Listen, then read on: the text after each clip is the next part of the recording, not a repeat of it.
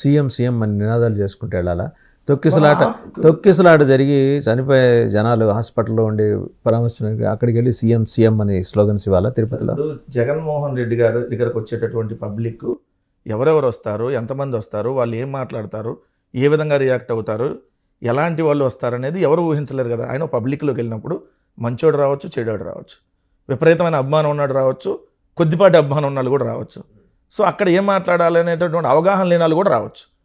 So ఇప్పుడు ఒక కార్యక్రమానికి వెళ్ళారు, ఎవరో ఒకటి సీఎం అని అరుస్తారు. అరిస్తే అవతలాడు మళ్ళీ అందుకుంటాడు, అభిమానంతో అందుకుంటాడు.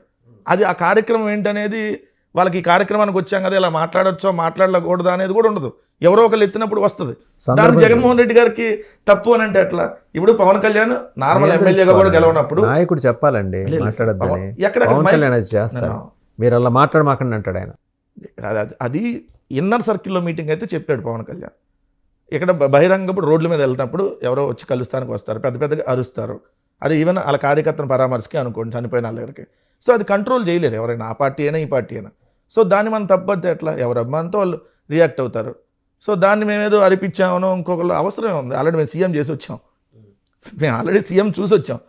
వాళ్ళ కుటుంబంలో ఆల్రెడీ వాళ్ళ తండ్రి గారు సీఎం చూసి వచ్చాడు, జగన్మోహన్ రెడ్డి గారు ఆయన సీఎంగా చూసి వచ్చాడు.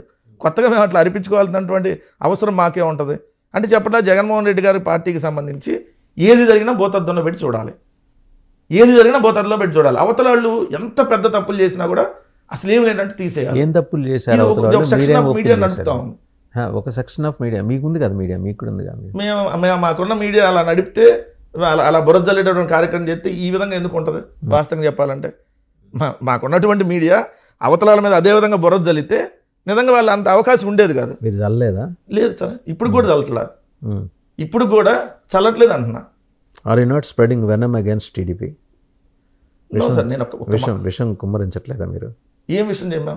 వాళ్ళు 1,62,000 కోట్లు అప్పు చేశారు కదా, అప్పు చేసి చేసామంటున్నా. అసత్య కథనాలు మీరు ప్రచురించట్లేదా? ఎక్కడ? వ్యక్తిత్వ హననానికి పాల్పడటం లేదా మీరు? మేమన్నా చెప్పులు తీసుకుంది అంతా అన్నామండి? మేమన్నా పీకలు బిసి చంపేస్తా అన్నావా? రోజు ఆ పత్రికలు ముసుగేసుకొని మేమేమన్నా చంద్రబాబు నాయుడిని కొంప అని ఎప్పుడైనా రాసిందా? వాళ్ళు రాస్తున్నారు. వాళ్ళు తాడేపల్లి కొంప షేక్ అవుతుందని రాస్తారు పత్రికల్లో. మేము ఎప్పుడైనా రాశారా సాక్షిలో అట్లా కొంప అని? మేము చంద్రబాబు నాయుడు గారు రాజమహల్ అని ఉంటాం, కానీ వాళ్ళలాగా కొంపలో ఇట్లా రాయలేదు కదా. సో మేము అలా బురజల్లేటటువంటిది ఉంటే వాళ్ళకి అవకాశం ఉండేది కాదు. వీళ్ళు ఒక డైమెన్షన్ పెట్టుకొని వెళ్తున్నారు కాబట్టి, సో దాన్ని క్రాస్ చేయట్లేదు కాబట్టి ఇబ్బంది వస్తుంది. వాళ్ళు క్రాస్ చేసేసి ఇష్టాన్రీతిలో వాళ్ళు వెళ్తున్నారు.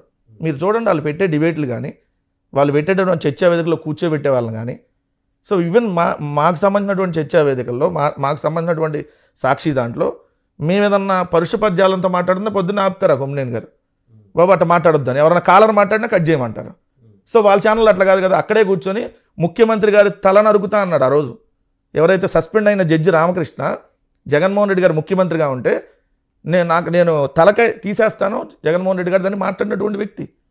మరి అక్కడన్నా వాళ్ళు ఆపారా? అదే ఛానల్లో చెప్పులు తీసుకుని కొట్టారు. సరే, వాళ్ళ సోషల్ మీడియా అద్భుతంగా పనిచేస్తుందని మరి అంటున్నారు. మీకు కూడా అసలు మామూలు కింగ్ కాంగ్లు, తురుంకాన్లు, తాంతే తోపేలు ఉన్నారు కదా మీ సోషల్ మీడియాలో. ఎందుకు పనిచేయట్లేదు మీ సోషల్ మీడియా? నేను I'm talking in a true sense అండి. అంటే సమర్థవంతంగా పాలసీ వైజ్గా మీరు తిప్పికొట్టగలిగే సమర్థత, దక్షత మీ దగ్గర ఉంటే ఇవాళ వాళ్ళ సోషల్ మీడియా మీద మీరు ధ్వజమెత్తాల్సిన అవసరం ఏమొచ్చింది? సోషల్ మీడియా వేరు, సైకో మీడియా వేరు, రెండు రకాల డిఫరెన్స్ ఉన్నాయి. మా దగ్గర ఉన్నది సోషల్ మీడియా, వాళ్ళ దగ్గర ఉన్న సైకో మీడియా. వాళ్ళు మిమ్మల్ని అంటారు కదా సైకో మీడియా. మేమేమన్నా వాళ్ళకి వీళ్ళకేమన్నా ఇది అంటగట్టి ఏమన్నా రంకులు అంటగట్టామా? ఏదైతే రంకులు అంటగట్టినటువంటి స్వాతిరెడ్డి అలియా శ్వేతా చౌదరి అనే వాళ్ళకి మేమన్నా ఫోన్ చేసామా? చంద్రబాబు నాయుడు గారు ఫోన్ చేశారా? చంద్రబాబు నాయుడు గారు ఫోన్ చేసి శభాష్ అంది ఎవరిని?